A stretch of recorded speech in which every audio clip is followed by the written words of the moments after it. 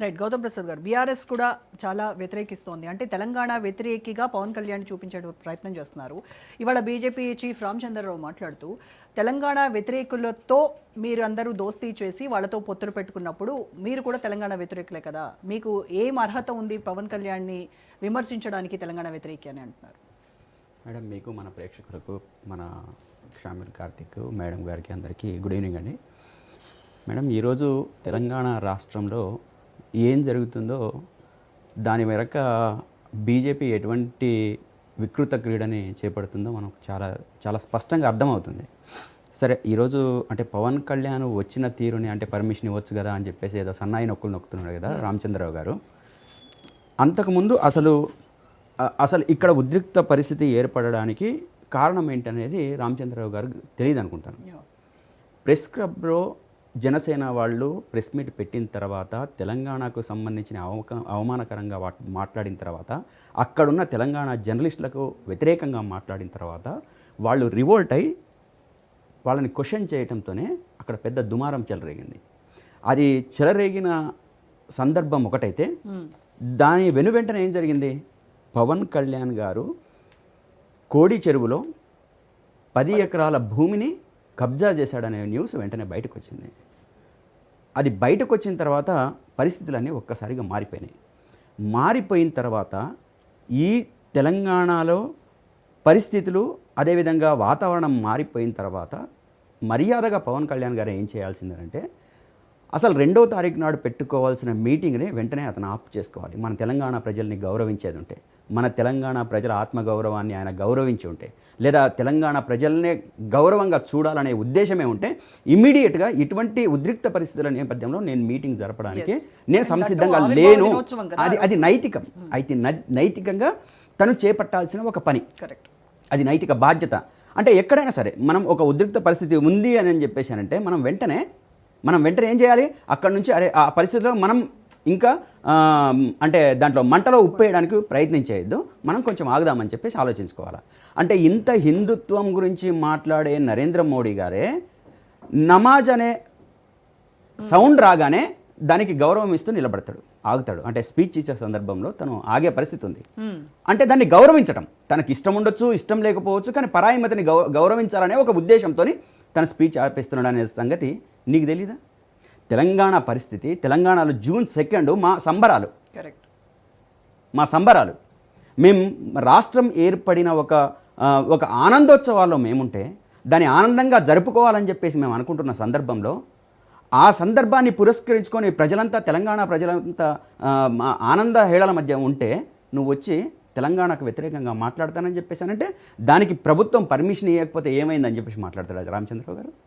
అతనికి కనీసం ఇంగితం ఉండాలి, జ్ఞానం ఉండాలి.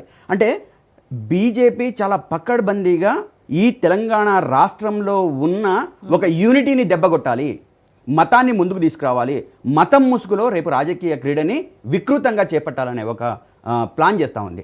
దానికి అంబాసిడర్గా ఈ మధ్యనే అంటే చేగువేరా నుంచి మతం వైపు, సనాతనం వైపు మారిన పవన్ కళ్యాణ్ని పావుగా పెట్టాలని చెప్పేసి నిర్ణయించుకున్న దాంట్లో భాగంగానే ఈరోజు పవన్ కళ్యాణ్ ఇక్కడ వచ్చి నాటకాలు వేస్తూ ఉన్నాడు.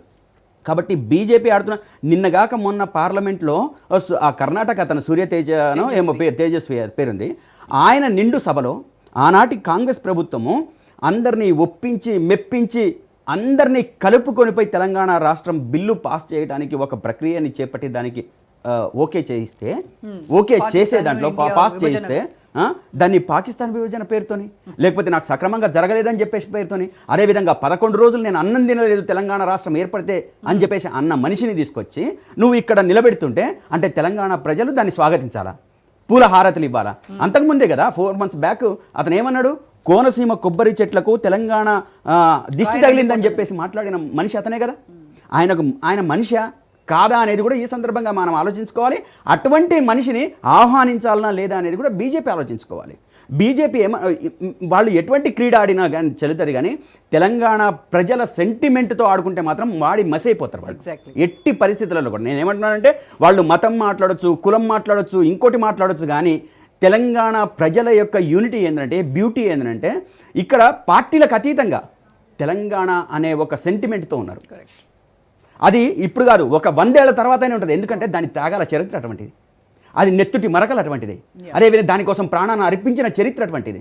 దానికోసం సంఖ్యలు తెంచుకున్న సందర్భం అటువంటిది.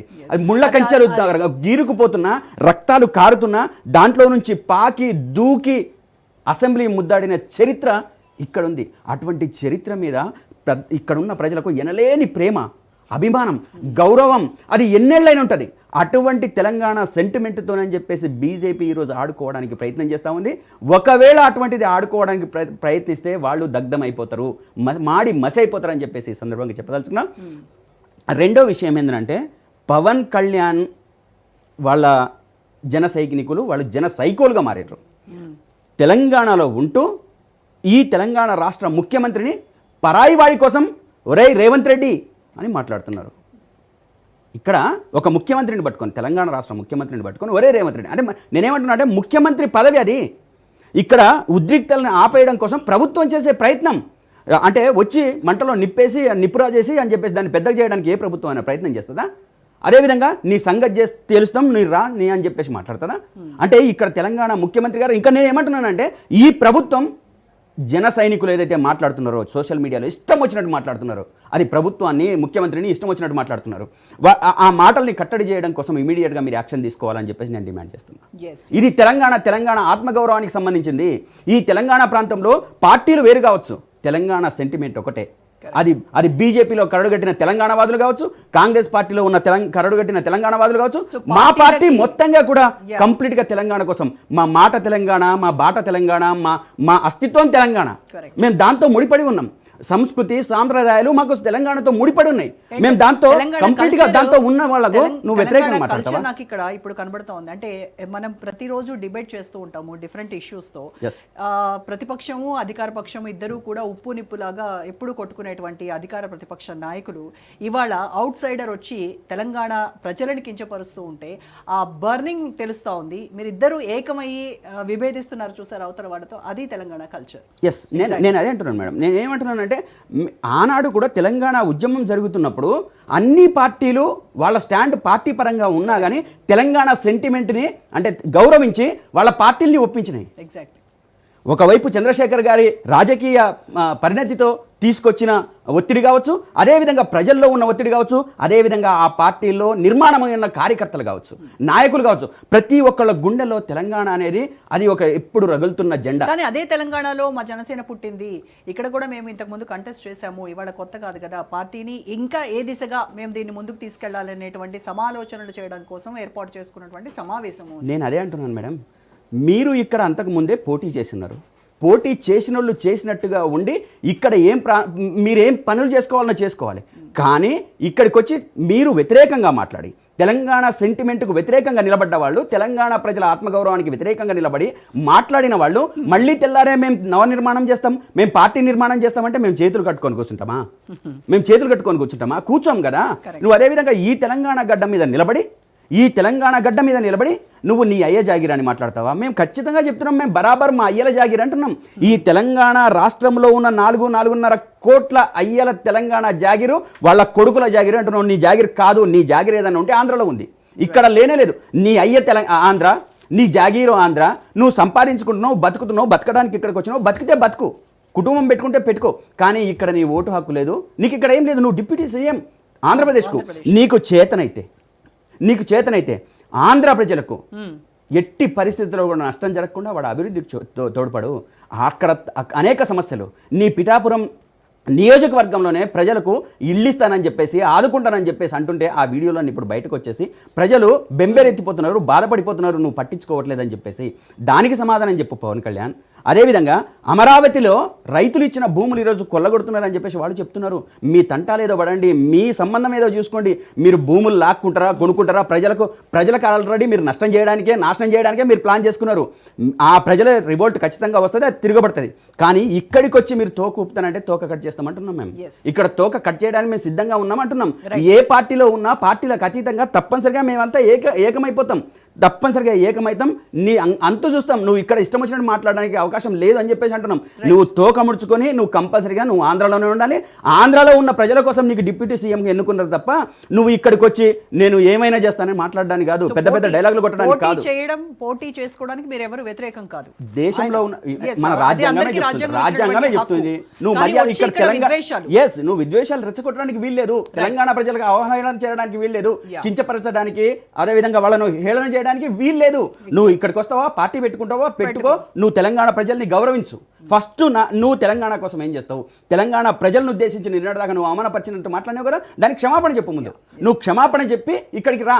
కానీ నువ్వు విద్వేషం ఎగజిమ్మి విషం చిమ్మి ప్రజల్లో అటువంటిది నాటి నువ్వు ఖచ్చితంగా మళ్ళా నేను నవనిర్మాణం చేస్తానని చెప్పేసానంటే నీ నవనిర్మాణం చేసుకొని ఆంధ్రలో నువ్వు డిప్యూటీ సీఎంగా ఉన్నావు ఆంధ్రలో, కాబట్టి నువ్వు నవనిర్మాణం చేసుకుంటావా ఇంకో నిర్మాణం చేసుకుంటావా అది నీ ఇష్టం. కానీ ఇక్కడ ప్రజల్ని ఉద్దేశించి మాట్లాడేటప్పుడు ఈ తెలంగాణ గడ్డకు ఒక సెంటిమెంట్ ఉంది, ఈ తెలంగాణ ప్రజలకు ఒక ఆత్మగౌరవం ఉంది. నువ్వు దాన్ని నేను తొక్కుకుంటూ పోతా, నేను ఇష్టం వచ్చినట్టు చేసుకుంటూ పోతా అని చెప్పేసానంటే ఖచ్చితంగా ఇక్కడ తెలంగాణ ప్రజలంతా తిరగబడతారన్న సంగతి గుర్తుంచుకో పవన్ కళ్యాణ్. ఇది చాలా సీరియస్గా చెప్తున్నాం.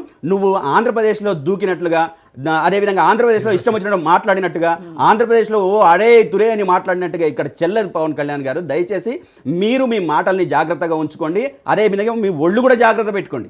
ఇది చాలా సీరియస్గా చెప్తున్నాం.